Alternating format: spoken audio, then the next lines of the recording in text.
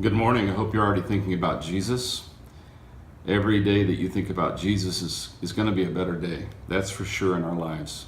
Jesus said these words to his first disciples as he was leaving a responsibility with them to go and disciple people in the world. He said, "All authority has been given to me in heaven and on earth. Go therefore and make disciples of all the nations, baptizing them in the name of the Father and of the Son and of the Holy Spirit, teaching them to observe all things that I have commanded you. And lo, I am with you always, even to the end of the age."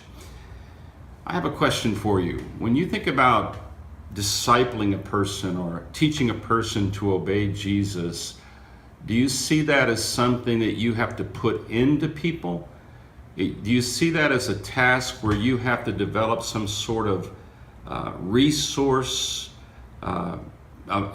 everything you need to get it all set up, and you need to get it all right, all your teaching, all your methods, and then you arrive in the life of a person and you suddenly say to them, "I'm going to make you a disciple, so open up your heart now and I'm going to put all these things into you." Is that the way you think about discipleship?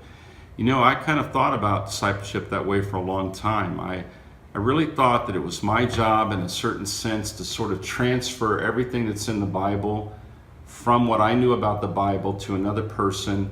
And if I was really good at that, then they would have a better chance at becoming a disciple. And so I kind of looked at discipleship like it was my problem to put things into people so they could be what they needed to be. Now that was a lot of responsibility and it was a lot of hard work.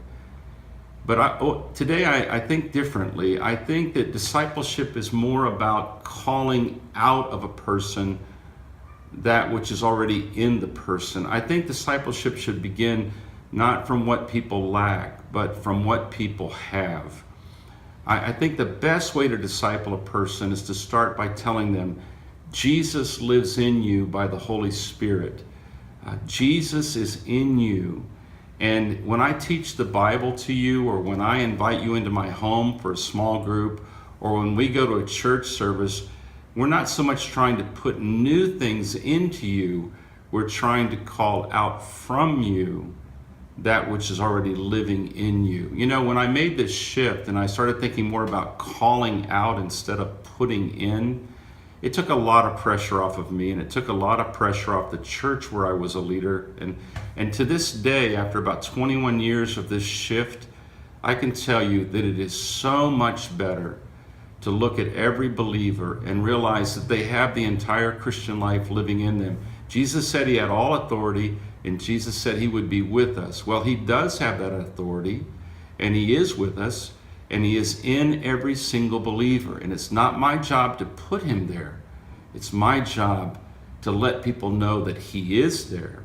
And from everything I say from the Bible and everything I do to support them and help them, I'm not trying to put Christianity into them. I'm trying to get them to live Jesus out from within them, that Christ would be formed in them. Give that some thought today, and I think it might help you when you even think about yourself. You don't lack anything. You have Jesus. Why don't you start from there today? I think it'll be great. I think you'll have a better day. God bless you.